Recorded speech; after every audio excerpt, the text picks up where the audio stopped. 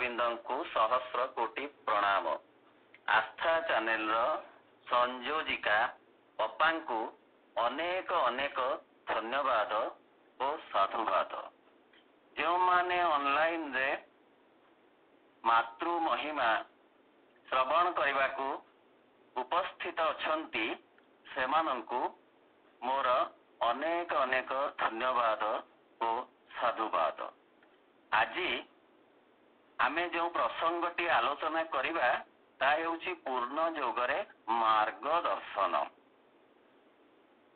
प्रश्न उत्तर छଳରେ एवं मांकर वाणी को आधार करी एई आलोचनाटी आमे संगठित करिबा। ता पूर्वरु मो प्रभु श्री अरविंदंकर वाणीटे पाठ करुछि। प्रभु कहंती मन प्राण और देहर कौनसी प्रचेष्टा द्वारा पूर्ण योगर शेष लक्ष्य लाभ दिगरे बेसी दूर आगे जाई हब नाही। केवल परमा शक्ति क्रिया द्वारा ही ताहा संभव हब।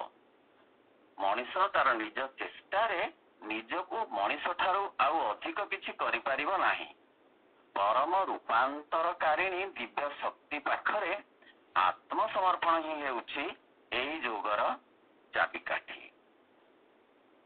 पुनश्च महाबही रे प्रभु कहंती कौनसी मानसिक प्रयास बा तपस्या नुहे, केवल मांकर शक्ति ही आवरण छिन्न कर दे पारे, आधार को गढ़ी पारे। एई तमिश्रा मिथ्या मृत्यु और वेदनापूर्ण जगत रे उतारी आनी पारे सत्य ज्योति दिव्य जीवन एवं अमर आनंद। माँ हेउछंती अति मानसर अवतार, रूपांतरकारिणी दिव्य चेतना और शक्ति।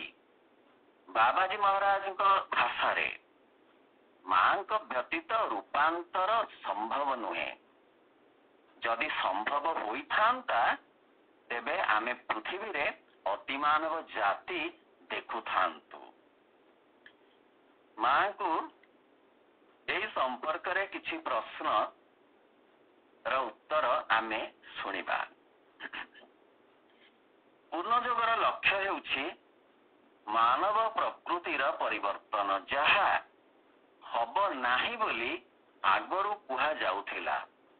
एपरि कुहा जाउथिला जे प्रकृति नैव मुच्यते, किंतु मां श्री अरविंदंकर पूर्ण योगरे प्रथम करी विश्व दरबार उद्घोषित हैला जे प्रकृति बदलिबो एवं सेही कथा कुहा गला जे to divinise the human nature is the aim of integral योग।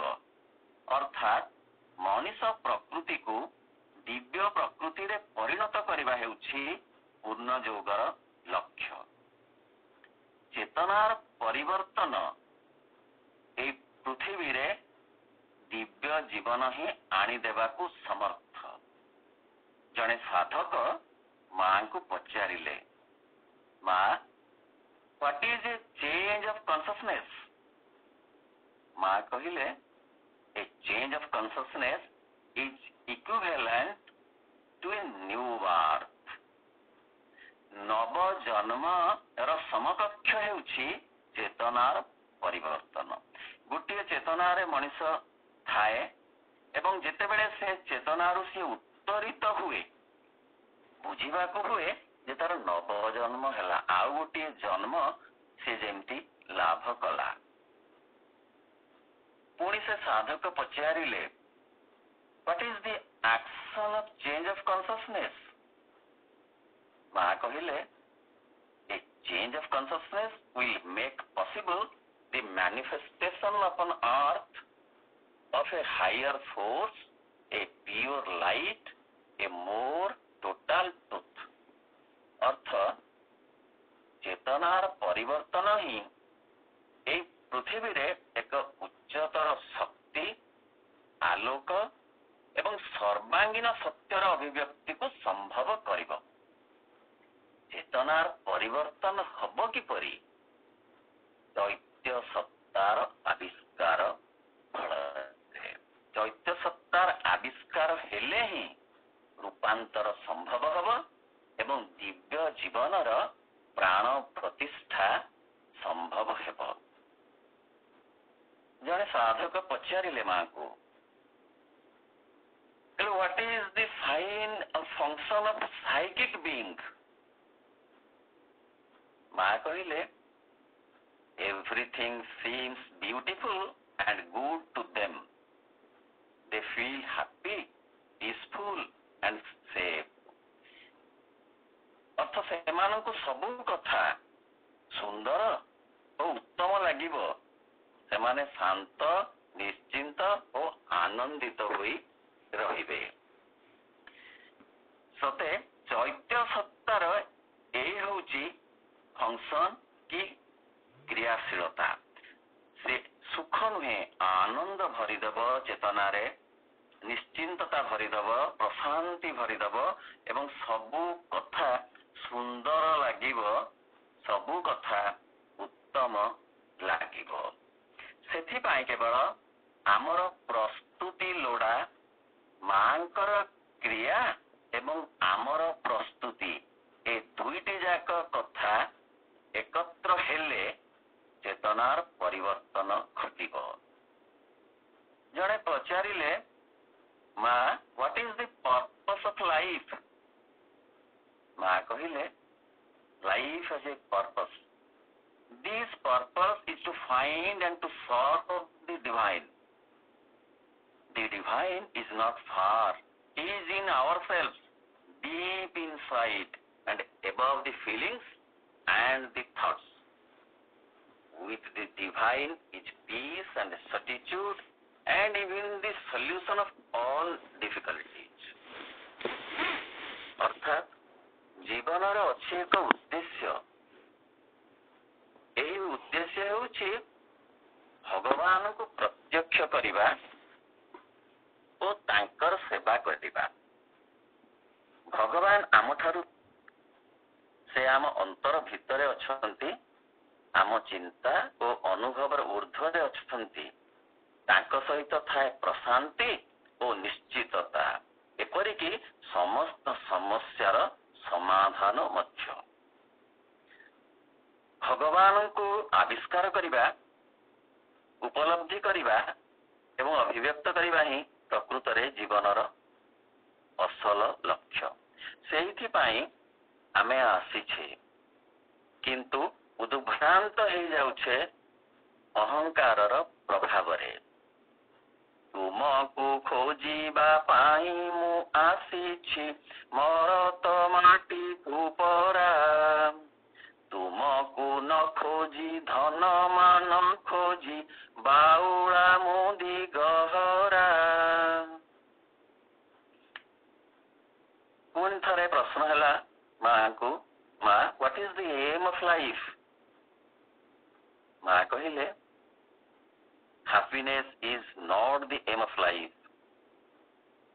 The aim of ordinary life is to carry out one's duty. The aim of spiritual life is to realize the divine. ଅର୍ଥ, ସୁଖ ଜୀବନର ଲକ୍ଷ୍ୟ ନୁହେଁ। ସାଧାରଣ ଜୀବନର ଲକ୍ଷ୍ୟ ହେଉଛି କର୍ତ୍ତବ୍ୟ ପାଳନ କରିବା ଏବଂ ଆଧ୍ୟାତ୍ମିକ ଜୀବନର ଲକ୍ଷ୍ୟ ହେଉଛି ଭଗବାନଙ୍କୁ ଉପଲବ୍ଧି କରିବା। ସେଥିରେ ଆମେ ଦେଖିଲେ ଯେ ସାଧାରଣ ଜୀବନ ସେଇ ଗତାନୁଗତିକ ଧାରାରେ ଥାଏ। ସେ କର୍ତ୍ତବ୍ୟ ପାଳନରେ ଆତ୍ମସନ୍ତୋଷ ଲାଭ କରେ। ସେ ଚାକିରି ଜନିତ ହଉ, ଚାଷ ଜନିତ ହଉ, ବେପାର ଜନିତ ହଉ, ପରିବାର ପୋଷଣ ପାଳନ ଜନିତ ହଉ ବା କୌଣସି ବନ୍ଧୁବାନ୍ଧବ ପାଇଁ ଯୋଉ କର୍ତ୍ତବ୍ୟ ତାହା କରିବା ହେଉ, ଯେତିକି କର୍ତ୍ତବ୍ୟ ସେ କରେ, ସେ ମନେ କରେ ଯେ ମୁଁ ସବୁ କିଛି ଜୀବନର ପୂର୍ଣ୍ଣତା ପାଇଯାଉଛି। ଏ ହେଉଛି ସାଧାରଣ ଜୀବନର ଲକ୍ଷ୍ୟ। କିନ୍ତୁ ଆଧ୍ୟାତ୍ମିକ ଜୀବନର ଲକ୍ଷ୍ୟ ହେଉଛି ଭଗବାନଙ୍କୁ ଏହା ଭିତର ଦେଇ, ଏହାକୁ ମାଧ୍ୟମ କରି ଆବିଷ୍କାର କରିବା ଏବଂ ସୁଖ ଖୋଜିବା, ସୁଖ ପାଇବା ଏ ଜୀବନର ଲକ୍ଷ୍ୟ ନୁହେଁ। ସୁଖ ହେଉଛି କ୍ଷଣିକ, ଅସ୍ଥାୟୀ। ତାହା ଆସେ ଆଉ ଯାଏ, ଧୂଆଁ ପରି ସେ ବସ୍ତୁଟିଏ ନୁହେଁ। कवि जहाँ कहती सुख बोली जहाँ जन नेत्रे दिशे हाते आसे हाथों पड़िबा पाई से वस्तु नुहई से अटईटी धूम अन्य नाम तार आकाश कुसुम। पुणे कवि कहती सुख बोली जहाँ कहे जगत दुखर से प्रतिबिंब चढ़ाई वृक्ष रे काटी दिए मूल चूर्ण करी धैर्य दंभ। माँ कहती सुख हेउछि ताहा जहा पछे पछे दुख गमन करुथाए। अर्थ सुख को सबु बेले आबोरिबा पाई चाहि रही थाए अपेक्षा करी रही थाए सते जेमती दुख। तेणु सुख नुहे आनंद जहा चैत्य सत्तार आविष्कार प्रकृत रे मिले। जने पचारिले माँ does the divine punish the man. माँ उत्तर देले the divine has no need to punish or reward. Each and every action carries in itself its fruit and its consequences. अर्थ भगवान मनुष्य को दंड बा पुरस्कार दियंती नाही।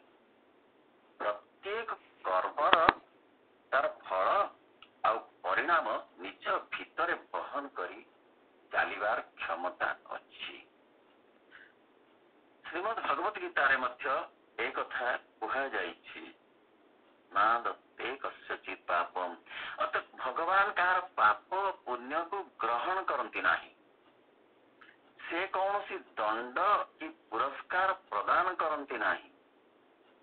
से कर्म निजे तार फल सर्जना करिवार शक्तिर अधिकारी होइथाए एवं से फलटी से कर्म भितर ही लुकायित होई रही थाए।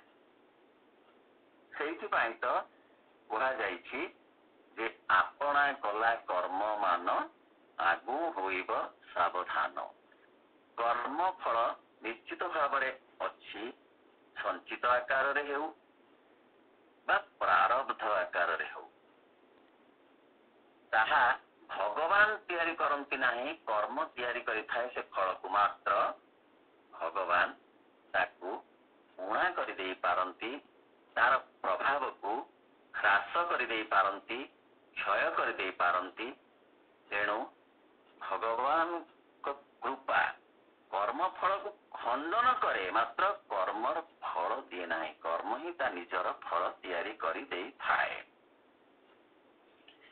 एई जगत को आमे प्रातिभाषिक जगत बोली कहूछु आपेक्षिक जगत बोली कहूछु। देखिबा वर्तमान जनकर प्रश्न जे माँ what is the difference between absolute truth and relative truth. एना आमे जो जगत रे अछु कर्म करूछु से जगतटी होउछि रिलेटिव ट्रुथ जगत। आमे जानिबा दरकार जे ता भितर पार्थक्य कोन। पूर्ण सत्य बा एब्सोल्यूट ट्रुथ आपेक्षिक सत्य बा रिलेटिव ट्रुथ ए दीटा भितर पार्थक्य कोन अछि।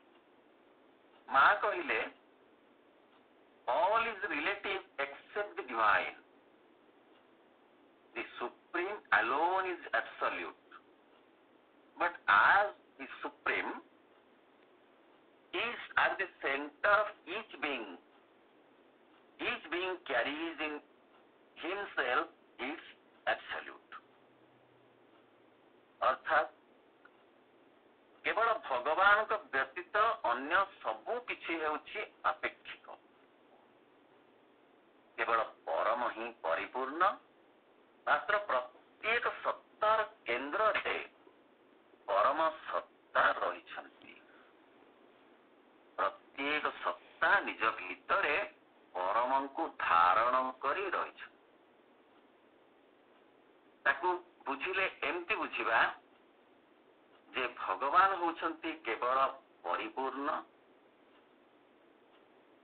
आउ जेते जहा अछि चराचर रे सबु किछि आपेक्षिक अर्थ परिपूर्णता निज ठारू निजे दूरे दूरे आसी लीला निमित्त आपेक्षिकतारे परिणत होई जाइछंती एवं आपेक्षिक जगत जो आमे नदी झरणा केदार कानन वृक्ष लता जीव जंतु पशु पक्षी जहाँ आमे देखुछु मनुष्य ए समस्ते से आपेक्षिक जगतर अंश विशेष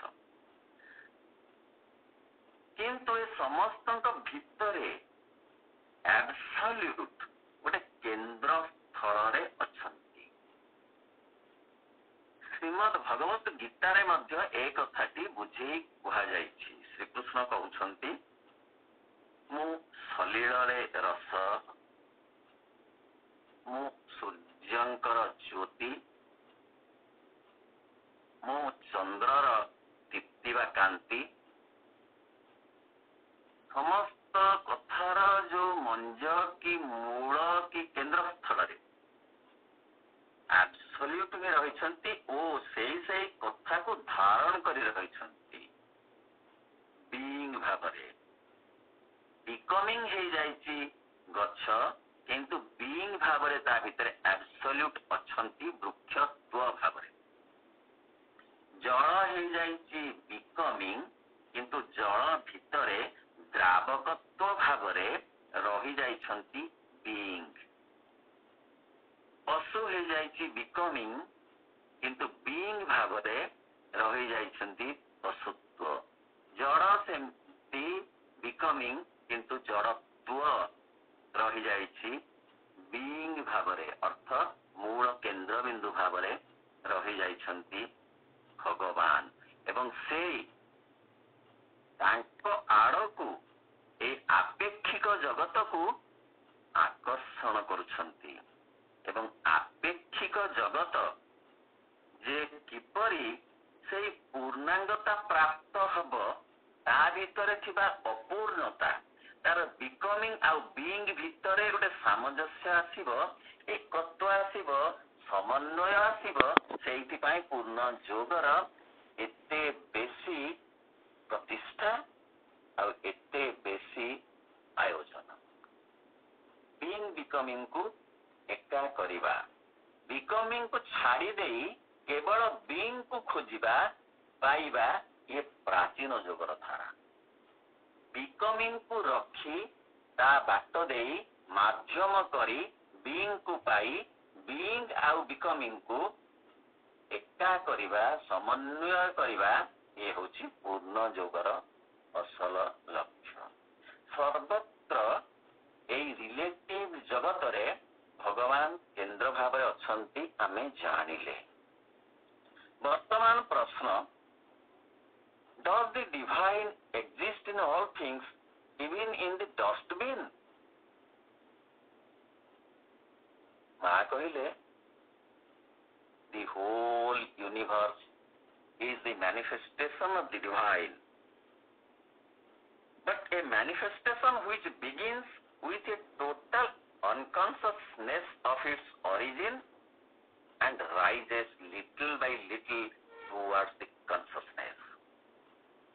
এই কথাটি को बुझिबा कथा एब्सोल्यूट सेतले मैनिफेस्टेशन रे परिणत हेले से जेते बेले आत्म रूपायित हेले सेते बेले से निज ठारू निजे दूरे दूरे आसी गोटे अचेतन अवस्था रे पहुंचिले आलोक निज ठारू दूरे आसी अंधार रे परिणत होई गला चेतना निज ठारू निजे दूरे आसी निश्चेतना रे परिणत होई गला एवं समस्त प्रकार आनंद निज ठारू निजे दूरे दूरे आसी जंत्रणा रे परिणत होई गला जेहेतु आनंद होई गला जंत्रणा रे परिणत जंत्रणा भितरे आनंदर शेष रश्मि निश्चित रहिला ଯେହେତୁ ପୂର୍ଣ୍ଣିମା ଜହ୍ନ ନିଜ ଠାରୁ ନିଜେ ତାର ଆଲୋକ କମି କମି କମେଇ କମେଇ ଆସିକି ଅମାବାସ୍ୟାର ଜହ୍ନରେ ପରିଣତ ହୋଇଗଲା, ତଥାପି ଅମାବାସ୍ୟା ଜହ୍ନ ଭିତରେ ପୂର୍ଣ୍ଣିମା ଜହ୍ନର ଶେଷ ରଶ୍ମି ନିଶ୍ଚିତ ଭାବରେ ଅଛି ଏବଂ ସେହି ରଶ୍ମି ଅଧିକରୁ ଅଧିକ ପ୍ରକଟିତ ହୋଇ ବିସ୍ତାରିତ ହୋଇ ବିସ୍ତୃତ ହୋଇ ପୂର୍ଣ୍ଣିମା ଜହ୍ନରେ ପରିଣତ ହୋଇ ପାରୁଛି। ଠିକ ସେହିପରି ଏଇ ମ୍ୟାନିଫେଷ୍ଟେଡ ଜଗତରେ, ଏଇ ଅଭିବ୍ୟକ୍ତ ଜଗତରେ ଯୋଉ ଅନକନସିୟସନେସ ଅଛି, ସେଇଥିରୁ କନସିୟସନେସ ର ଆରମ୍ଭ ହଉଛି। ଶ୍ରୀ ଅରବିନ୍ଦ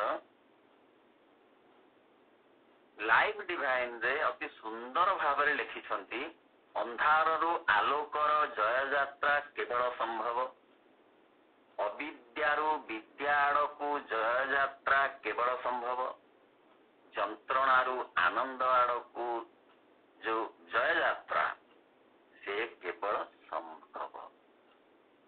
ଅତଏବ ଆମେ ବୁଝିଲେ ଯେ ନିଶ୍ଚେତନାରୁ ଚେତନା ଆଡକୁ ହିଁ ରାସ୍ତା ପଡିଛି। ନିଶ୍ଚେତନା ଯଦି ଛାୟା ହୁଏ ତାହେଲେ ଚେତନା କାୟା, ଛାୟାରୁ କାୟା ଆଡକୁ ଯିବା, ଛାୟାକୁ ଅବଲମ୍ବନ କରି କାୟାରେ ପହଞ୍ଚିବା, ଏ ହେଉଛି ପୂର୍ଣ୍ଣ ଯୋଗର ଲକ୍ଷ୍ୟ। ଧୀରେ ଧୀରେ ଧୀରେ ଧୀରେ ସେଇ ଅନକନସିୟସନେସ କନସିୟସନେସ ଆଡକୁ ଚାଲିଛି, ଯାହାକୁ କହିଲେ towards consciousness, rises little by little, ଟିକିଏ ଟିକିଏ। ମନେ ପଡୁଛି ଶ୍ରୀରାମ କୃଷ୍ଣଙ୍କର କଥାଟି। ଥରେ ଜଣେ ଶିଷ୍ୟ ଆସି କହିଲେ ଯେ ଗୁରୁଦେବ, ଆପଣ ତ କହୁଛନ୍ତି ସର୍ବତ୍ର ବ୍ରହ୍ମ ବିଦ୍ୟମାନ, ତେବେ ଆଜି ସେ ହାତୀ ମତେ ତା ଶୁଣ୍ଢରେ ଟେକି ଫୋପାଡ଼ି ଦେଲା, ତାହେଲେ ବ୍ରହ୍ମ କଣ ତା ଭିତରେ ନଥିଲେ? ଗୁରୁଦେବ ଶ୍ରୀରାମକୃଷ୍ଣ କହିଲେ ହଁ, ସବୁ ଭିତରେ ଭଗବାନ ଅଛନ୍ତି। ଏପରିକି ବାଘ ଭିତରେ ବି ଭଗବାନ ଅଛନ୍ତି। ତା ଅର୍ଥ ନୁହେଁ ବାଘ ଆଗକୁ ଯିବା। ହାତୀ ଭିତରେ ଭଗବାନ ଅଛନ୍ତି, ମାତ୍ର ସେ ହାତୀ ପାଗଳ ହେଇଯାଇଥିବାରୁ, ଅର୍ଥ ତା ଭିତରେ ଯୋଉ ଚେତନା ଅଛି ସେ ଏତେ ନିମ୍ନଗାମୀ ହେଇଯାଇଛି ଯେ ତାକୁ ଆମେ ଠିକ ଉଚିତ ଅର୍ଥରେ ଗ୍ରହଣ କରିପାରିବା ନାହିଁ। ତେଣୁ ଏ ଦଣ୍ଡ ତୁମକୁ ମିଳିଲା। କହିବାର ଅର୍ଥ ଯେ ସେ ଯେ ରାଇଜିଂ ଲିଟଲ ବାଇ ଲିଟଲ। ପୁଣି କହିଲେ ଶ୍ରୀରାମକୃଷ୍ଣ, କହିଲେ ସମସ୍ତଙ୍କ ଭିତରେ ବ୍ରହ୍ମ ଅଛନ୍ତି, ଏପରିକି ଦୁଷ୍ଟ ଲୋକ ଭିତରେ ମଧ୍ୟ ବ୍ରହ୍ମ ଅଛନ୍ତି, କିନ୍ତୁ ତା ବୋଲି ଦୁଷ୍ଟ ଲୋକ ପାଖକୁ ଯିବା ଉଚିତ ନୁହେଁ, ତାଠାରୁ ଦୂରରେ ରହିବା ଉଚିତ। ଅର୍ଥାତ ଚେତନା ସ୍ତର ସ୍ତର ହେଇକରି ବିକଶିତ ହଉଛି, ସବୁଠାରେ ସମାନ ଚେତନା ନାହିଁ। ଅନକନସିୟସନେସ ସ୍ଲୋଲି ସ୍ଲୋଲି ରାଇଜ କରୁଛି। ତେଣୁ ଆମେ ଆଶା କରିପାରିବା ନାହିଁ ଯେ ଯଦିବା ଭଗବାନଙ୍କର ଆତ୍ମ ରୂପାୟନ ଏ ଜଗତ, କିନ୍ତୁ ଚେତନାର ସ୍ତର, ସେଇ ରୂପାୟିତ ଜଗତରେ ଚେତନାର ସ୍ତର ଭିନ୍ନ ଭିନ୍ନ, ଏବଂ ତାହା ସେଇ ନିଶ୍ଚେତନାରୁ ଚେତନା ଆଡକୁ ହିଁ ଗତି କରୁଛି।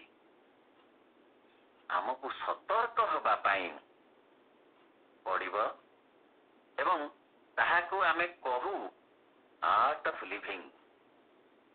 ଯୋଗ is nothing but the practical psychology, ଯାହା ପ୍ରଭୁ ଶ୍ରୀ ଅରବିନ୍ଦ କହିଲେ। ଆମେ ସତର୍କ ହେବାକୁ ପଡିବ, ସଚେତନ ହେବାକୁ ପଡିବ ଏବଂ ଜୀବନର ଚଲାପଥରେ ଅଗ୍ରଗତି କରିବା ପାଇଁ କିଛି କିଛି ମାର୍ଗଦର୍ଶନ ଆମକୁ ଏକାନ୍ତ ଆବଶ୍ୟକ, ଯାହା ମା ପ୍ରଦାନ କରିଛନ୍ତି।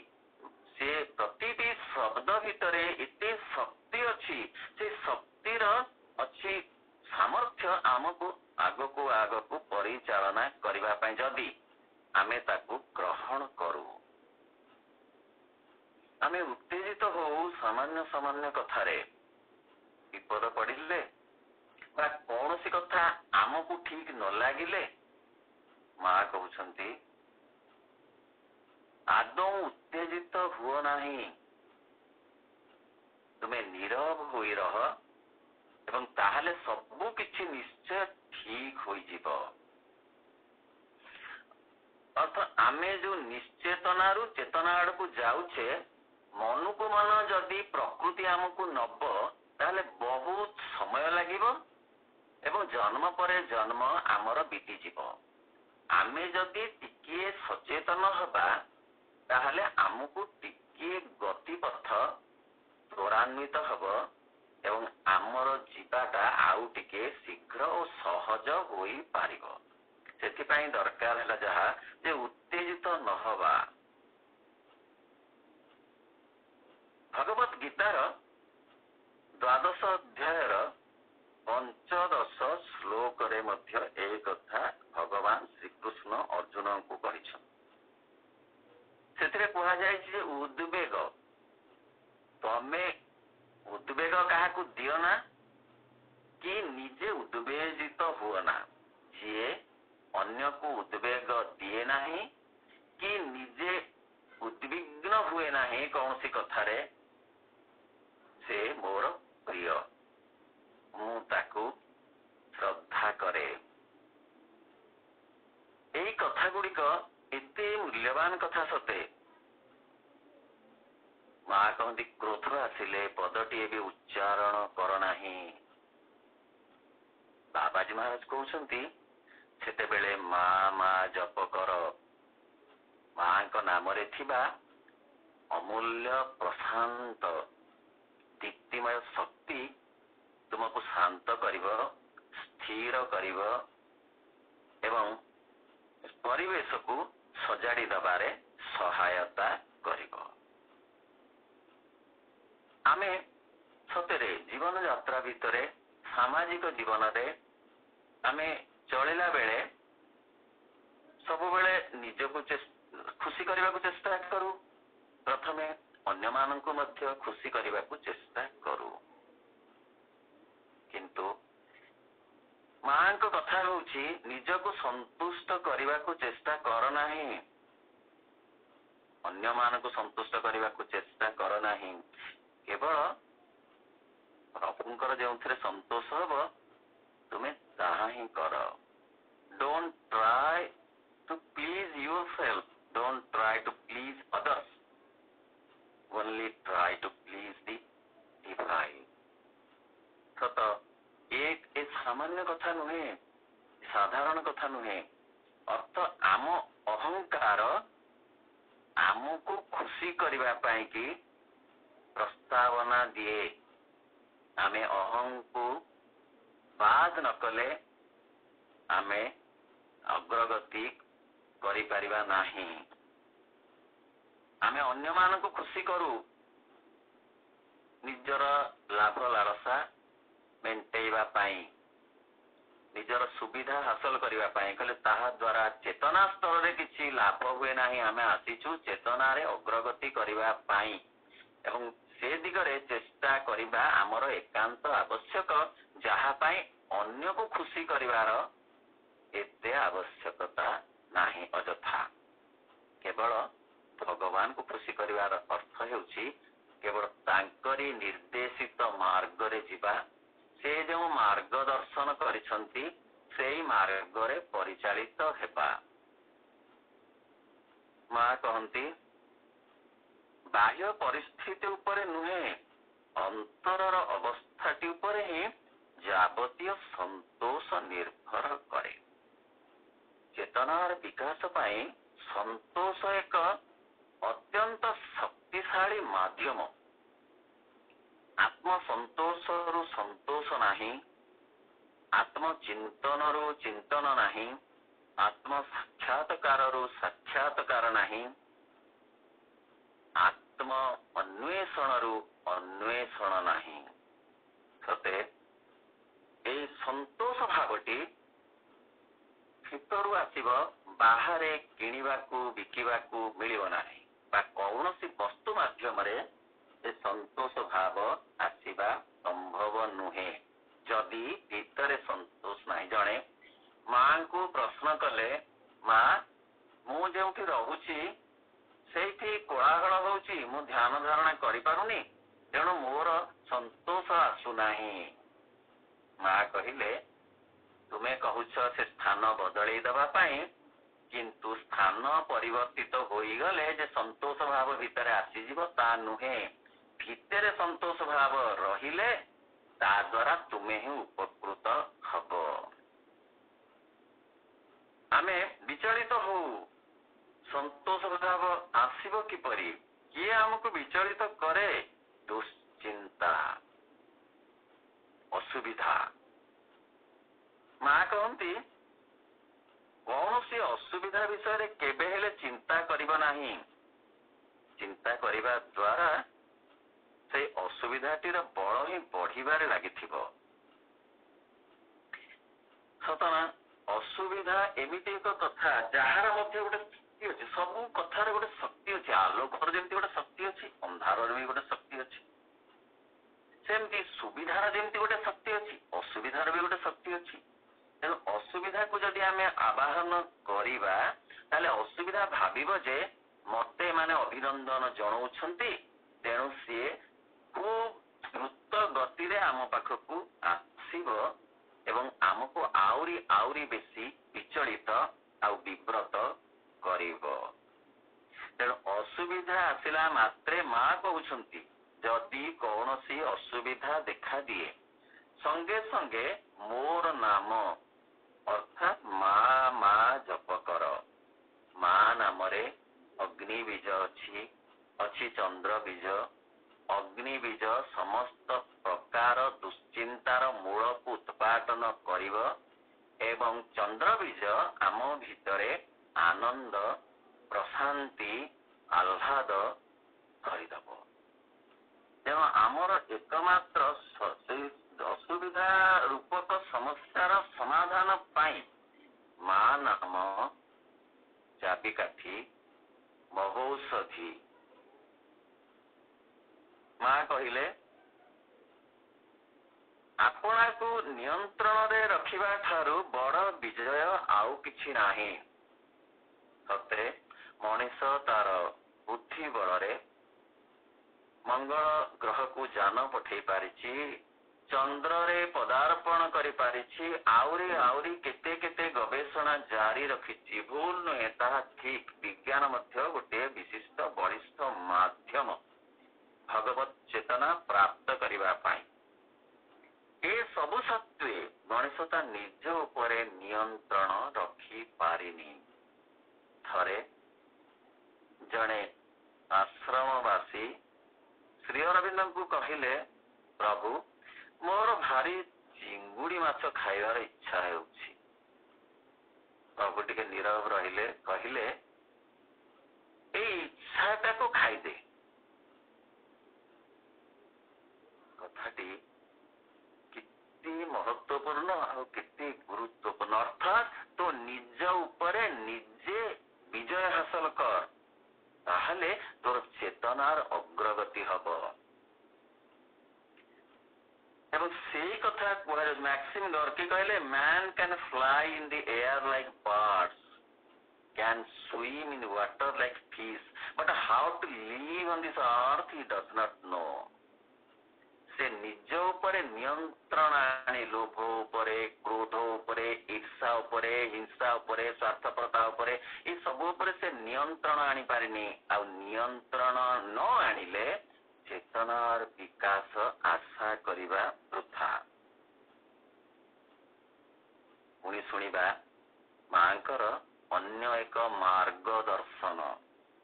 ତା ହେଉଛି ଅନ୍ୟମାନେ କଣ କରୁଛନ୍ତି ସେ କଥାକୁ ନେଇ କେବେ ହେଲେ ଆପଣାକୁ ବିବ୍ରତ କରି ରଖ ନାହିଁ। ତୁମେ କଦାପି କାହାରି ବିଚାର କରିବ ନାହିଁ, କାହାରି ସମାଲୋଚନା କରିବ ନାହିଁ। ସେ ସବୁ କରିବା ମୋଟେ ତୁମର କାମ ନୁହେଁ। ସତେ ଆମେ ସାଧାରଣ ଜୀବନରେ ଏ କଥାଟା ନ ଜାଣିବା ଆଗରୁ ବହୁ ଭାବରେ ଅନ୍ୟ କଥା ହିଁ ବିଚାର କରୁ, ଅନ୍ୟ ଉପରେ ଟିପ୍ପଣୀ ଦଉ, ଅନ୍ୟକୁ ବେଶୀ ସମାଲୋଚନା କରୁ। କିନ୍ତୁ ଏକଥା ଜାଣିଲା ପରେ, ଏ ବାଣୀଟି ଶୁଣିଲା ପରେ, ବୁଝିଲା ପରେ ଆମେ ସେଥିରୁ ନିଶ୍ଚିତ ଭାବରେ ନିବୃତ୍ତ ରହିବା। କିଏ କଣ କରୁଛନ୍ତି ସେ କଥା ଭଗବାନ ବୁଝିବେ। ଭଗବାନ ସେ ପାଇଁକି ଅଛନ୍ତି, ଆମେ ନୁହେଁ। ଆମର ସେ କ୍ଷମତା ଯୋଗ୍ୟତା ନାହିଁ। ଯୋଉ କଥା କବି କହନ୍ତି, ପର ଅପରାଧେ ପରସିନା ଦୋଷୀ, ଭୁଞ୍ଜିବ ସେ ତାର ଫଳ, ତାର ଅପରାଧେ ତୋ ଅନ୍ତର କିମ୍ପା ହବ କ୍ରୋଧେ ଜର ଜର। ଯିଏ ଯାହା କରୁଛି ସିଏ ତାର ଫଳ ସେ ଭୋଗ କରିବ। ଆମେ ସେ ଦିଗରେ ତାକୁ ସମାଲୋଚନା କରି ନିଜର ସାମର୍ଥ୍ୟର ସମୟର ଅପବ୍ୟବହାର କରିବା ଆଦୌ ଉଚିତ ନୁହେଁ। ସମସ୍ୟା ତ ଅନେକ ଅଛି ଜୀବନରେ ଏବଂ ଏ ସମସ୍ୟା ଆମକୁ ବିଚଳିତ କରୁଛି। ମା କହୁଛନ୍ତି ମନୁଷ୍ୟର ଆରମ୍ଭରୁ ତା ସାଙ୍ଗରେ ରହିଛି କଣ କରିବା କଣ ହବ। ଏଇ ଦୁଶ୍ଚିନ୍ତାଟି ସେ ଯେମିତି ମନୁଷ୍ୟର ସହଜାତ ହୋଇ ରହିଛି। ତେବେ ଏମିତି ଭାବିଲେ କଣ କରିବେ ବୋଲି ସମାଧାନ ଆସିବ ନାହିଁ। ବରଂ ସମାଧାନ ପାଇଁ ମା କହୁଛନ୍ତି ତୁମର ସକଳ ସମସ୍ୟାକୁ ତୁମେ ସେଇ ପରମ ଦିବ୍ୟ ସତ୍ତାଙ୍କୁ ଅର୍ପଣ କରିଦିଅ ଏବଂ ସେ ହିଁ ତୁମକୁ ସକଳ ସଂକଟରୁ ମୁକ୍ତ କରିଦେବେ। ଯେତେ ସମସ୍ୟା ଜୀବନରେ ଅଛି ସବୁ ସମସ୍ୟାକୁ ସମାଧାନ କରିବା ପାଇଁ ସାମର୍ଥ୍ୟ ତାଙ୍କର ଅଛି। ସମସ୍ୟାକୁ ବିଚାର କରାଯାଏ ଗୋଟେ ଅଡୁଆ ସୂତା ପିଣ୍ଡୁଳା ଭଳି। ସେ ଏମିତି ଅଡୁଆ ହେଇଥାଏ ଯେ ତାକୁ ଏ ପାଖରୁ ଖୋଲିଲେ ସେ ପାଖରେ ଅଡୁଆ ହେଇଯାଏ। ମଣିଷ ଦ୍ୱାରା, ମଣିଷ ଦୃଷ୍ଟିରୁ, ମଣିଷ ଶକ୍ତି ମାଧ୍ୟମରେ। କିନ୍ତୁ ତାର ଗୋଟିଏ ଜାଗାରେ ତାର ସମାଧାନ, ଗୋଟିଏ ଜାଗାରେ ତାର ବାଟ ଥାଏ ଯୋଉଥିରେ ସେ ଅଡୁଆ ସୂତାଟି ସରଳ ହୋଇଯାଇ ପାରିବ।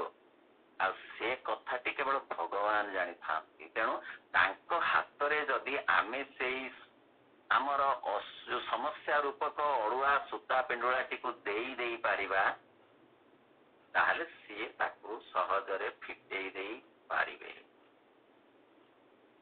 ଦ୍ରୌପଦୀଙ୍କ କଥା ଦେଖିବା, ଯେତେବେଳେ ସମସ୍ୟା ସବୁ ସେ ତାଙ୍କ ଉପରେ ଦେଇଦେଲେ, ପ୍ରଭୁଙ୍କ ଉପରେ, ଶ୍ରୀକୃଷ୍ଣଙ୍କ ଉପରେ, ସେତେବେଳେ ସେ ସମସ୍ୟାର ସମାଧାନ ହୋଇଗଲା। ମନେ ପଡୁଛି ଜର୍ମାନର ଜଣେ ବିଶିଷ୍ଟ ପରିବେଶବିତ୍ଙ୍କ କଥା। ତାଙ୍କ ନାଁ ହଉଛି ଜର୍ଜ ମୁଲର। ଇତିହାସର କଥା। ସେ ଗୋଟେ ନଦୀର ନକ୍ସା କରିବାକୁ ବାହାରିଲେ। ନଦୀର ନକ୍ସା କରିବାକୁ ସେ ଏକା ବାହାରିଲେ ନୌକାରେ। କିଛି ଖାଦ୍ୟ ରଖିଥିଲେ ଏବଂ ନଦୀ ଏତେ ବାଙ୍କ ବୁଲି ଯାଉଥିଲା। ସେ ବୁଲି ତାର ନକ୍ସା ଅଙ୍କନ କରି ଫେରିଲା ବେଳକୁ ତାଙ୍କ ଖାଦ୍ୟ ସବୁ ସରି ଯାଇଥିଲା ଡଙ୍ଗାରୁ।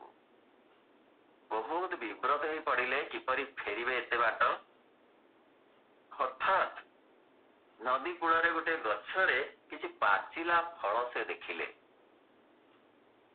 ଖୁବ୍ ଖୁସି ହେଲେ।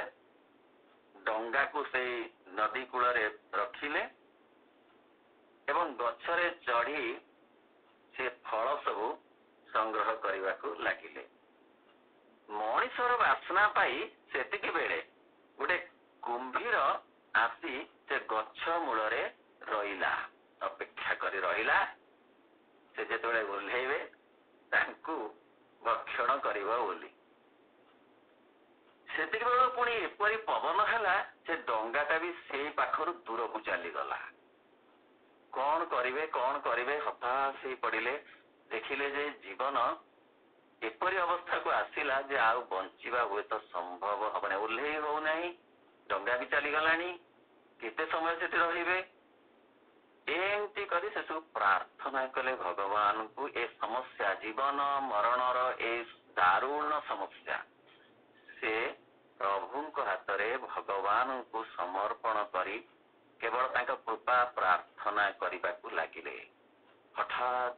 ଆସିଲା केते केते नुआ कथा चिताबाघटीए काहू आसिला एवं ताकू देखिकरी कुंभीर पानी को चलीगला चिताबाघ मध्य ता बाटे बाटे चलीगला पुणी पवन ओलटा बहिला से डंगा आसी पुणी जोठी जाइଥିଲା ସେଇଠି आसी लागिगला माँ को कथा समस्त संकटरू से मुक्त करी आनिबे देवकूट सेना देवतांकु जना मनुष्य तहिरे सदा पथ गणा आमे जहा करि पारिबु नाही अक्लेशरे से ताहा करि देई पारिबे मातृ चेतना असंभव को संभव करि देई पारंती एवं से केवल संभव नुहे से पाखे पाखे थांती माँ कहती तुमे केते बेले हेले एकाकी नुहे से कथा मोटे भूली जीव नाही परम दिव्य सत्ता तुम सहित रही तुमको साहाय्य करुछंती बाट देखाउछंती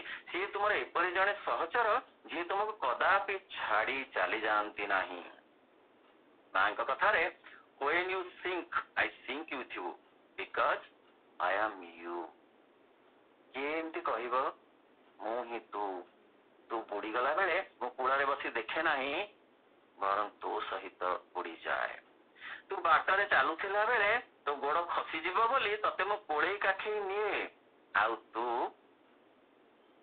मोर पाद चिन्ह दुईटी देखी भाबू जे तोर पाद चिन्ह बोली आउ मु छाड़ी जाइछि बोली तते ना मु छाड़ी जाए ना बरं मु सबु बेले पाखरे पाखरे थाए तते छाड़ी कौन मु रही पारिबी